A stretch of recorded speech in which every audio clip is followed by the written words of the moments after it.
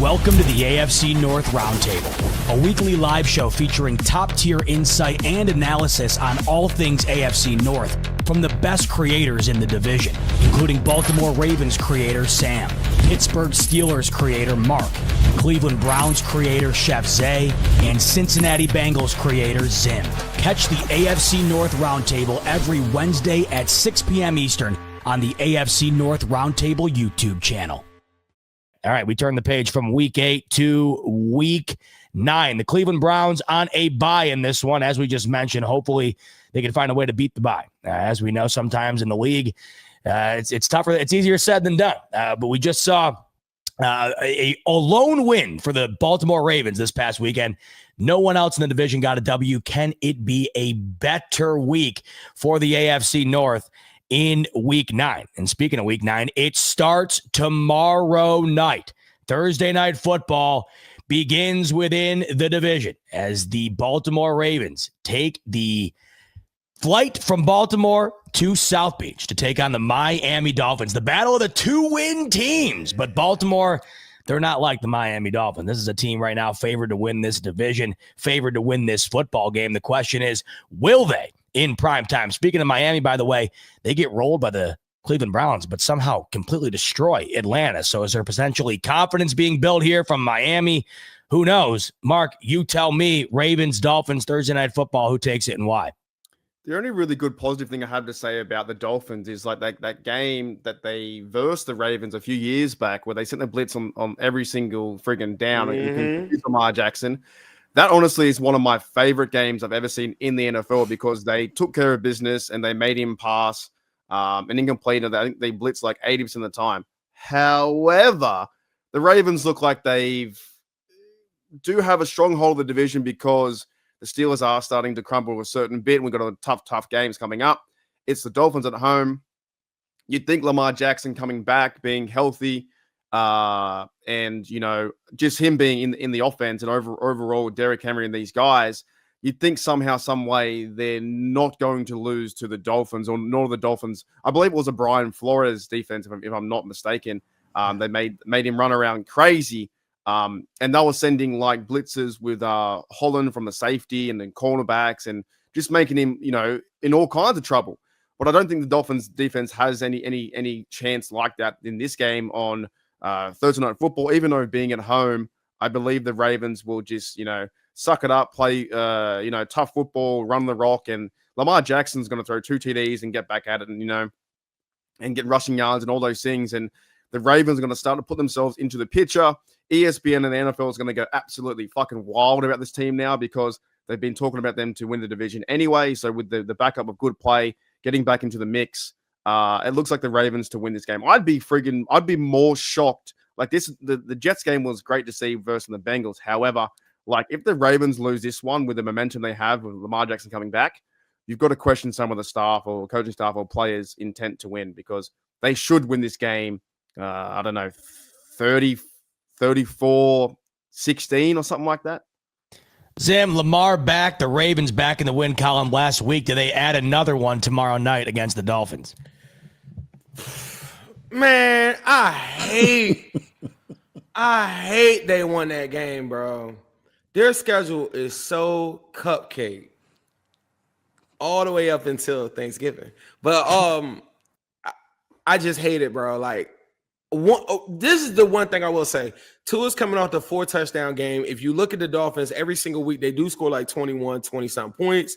That might be high scoring for the Dolphins. Vegas does know something.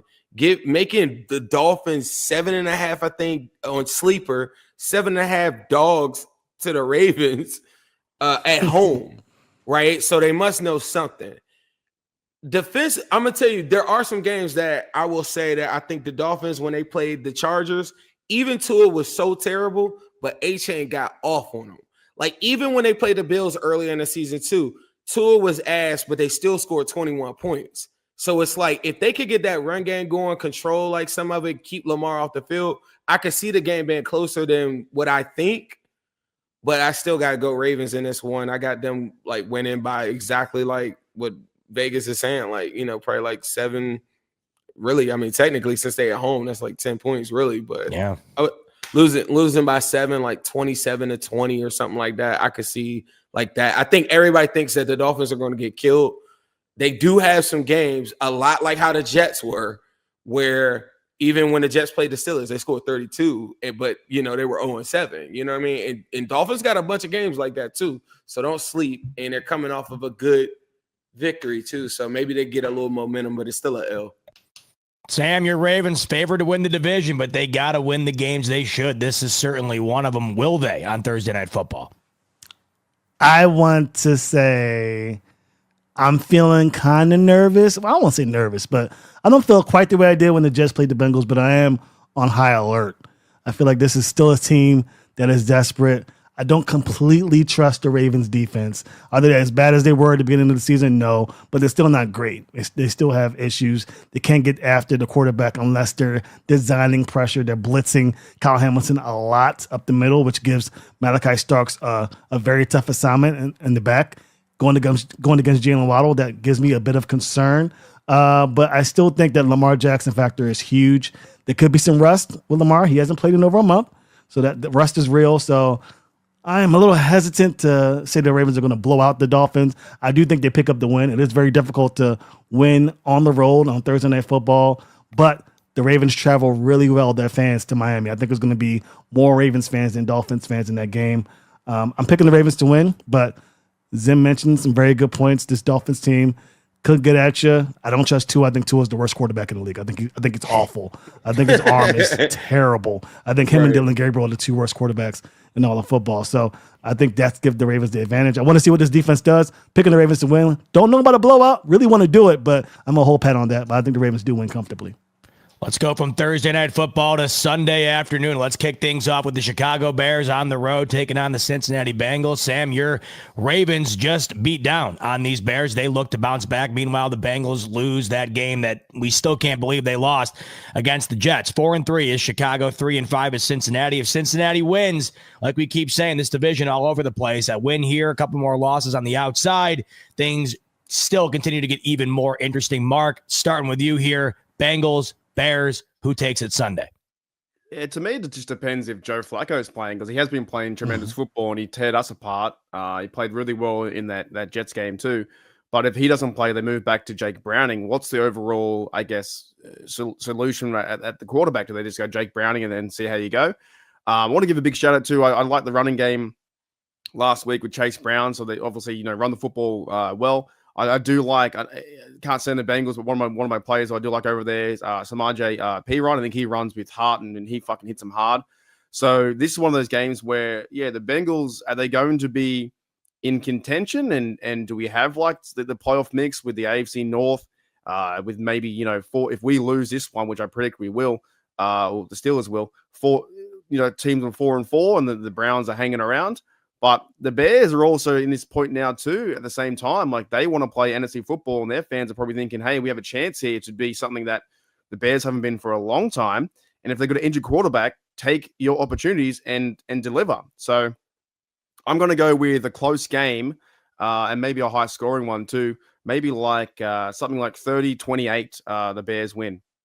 Bears bouncing back, according to Mark. Sam, what do you say? You just got a good look at this Bears team. Can they beat Cincinnati on Sunday and bounce back?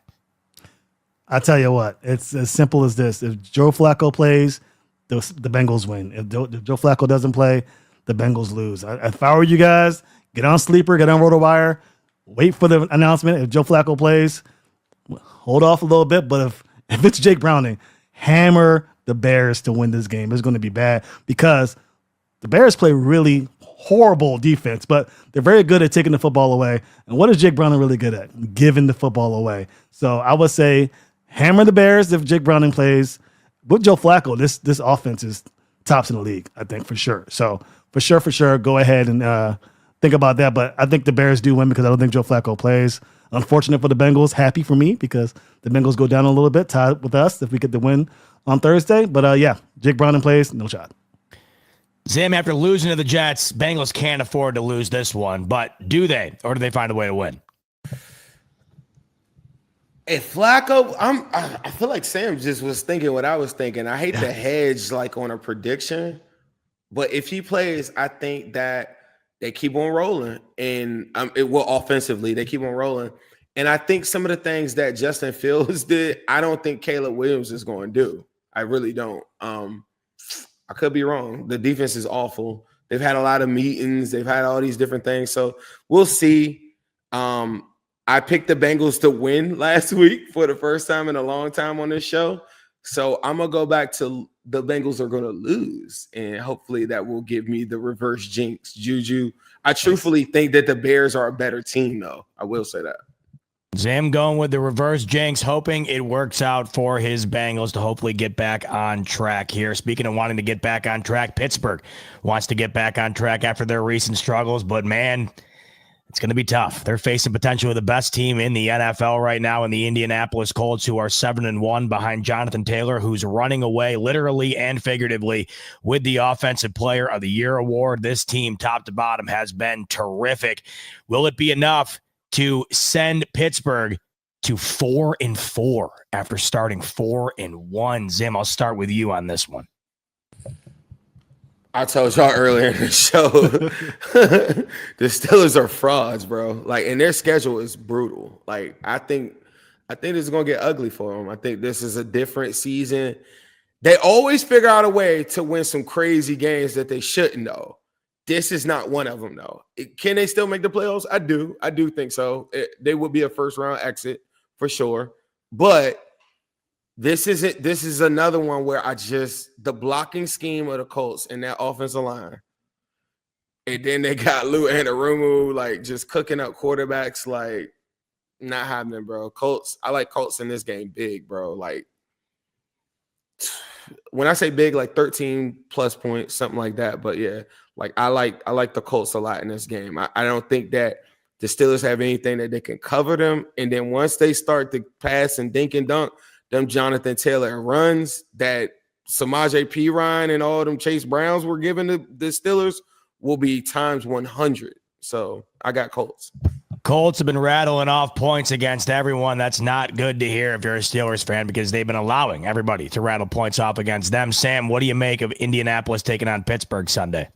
2 weeks ago, I would have said the Steelers have a chance to be the upset team here because I thought that the Colts were just frauds. But I have been humbled by the Colts film this week.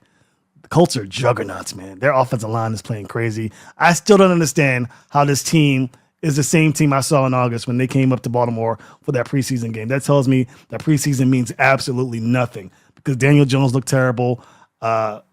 Anthony Richardson looked awful. So it's crazy to think that Daniel Jones has made that 180 and now they're the best team in the AFC record-wise. Yeah, the Steelers have no shot. They're going to have to struggle a lot against this running game. Jonathan Taylor looks amazing. It's going to be up to Aaron Rodgers. That's asking a lot out of that old man. So unfortunately, the Colts are going to get this one. I will say this is in Pittsburgh. I know the Steelers just lost over there in Pittsburgh, but it is tough to play in that environment, so the Colts better be ready to rock. Sam, it's tough to bounce back, but it's even tougher when you got to play a team that's on a heater like Indianapolis is right now. So what is your assessment of Colts taking on your Steelers at home Sunday at 1 o'clock Eastern? Said Sam or Mark? He did. He meant Mark. How did I say Sam? My bad. Yeah. All right. So Mark, give it to me. The only way the Steelers win is if we go for a rushing 1-yard touchdown and we fumble the ball, the Colts pick it up and they run away, and then Rodgers backtracks, makes a tackle and tackles the Colts and they miss the field goal. Like, that's going back to the playoff days when we won our championship with the Steelers and the Steelers versus Colts. This team, however, the Colts are a tremendous team, 7-1. Jonathan Taylor has 12 fucking rushing touchdowns, over 900 yards rushing already. Danny Jones and Danny Dimes is playing like great football. Right now, the Steelers are the worst team in pass yards allowed in 32nd, and they're 270 yards per game. They can't cover the tight end. So whoever the tight end, Tyler Warren, he's playing good football. He'll probably get 100 yards. They're probably going to have their third receiver or fourth receiver get like 50 to 90 yards and a touchdown. The Steelers is playing really bad defense. This is almost a check you moment for the Steelers defense to wake up because the offense isn't doing too bad. They're playing good enough football to get 25 points, 27 points, but the defense is just got no heart at the moment. They're one of the worst, I think, third down defenses too. So I've actually got the Colts winning this game. I think it's going to be almost like crisis mode 2 for the Steelers to be 4-4.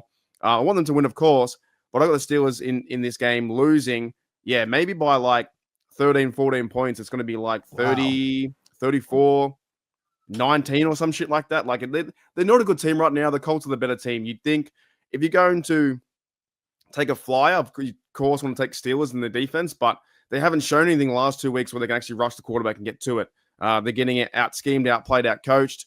Steelers fans are losing their mind right now because they want Mike Tomlin fired already. It's just not going to happen. That's why I avoid that conversation, because we all know the Roonies won't fire him. I'm a big Mike Tomlin supporter, and there's still a whole season to go. You would love to see the Steelers, if they have any chance, they've got to run the rock and get turnovers. They haven't got turnovers in the last 2 games either, but the Colts are probably going to win this game. You'd think so. I'd be very shocked.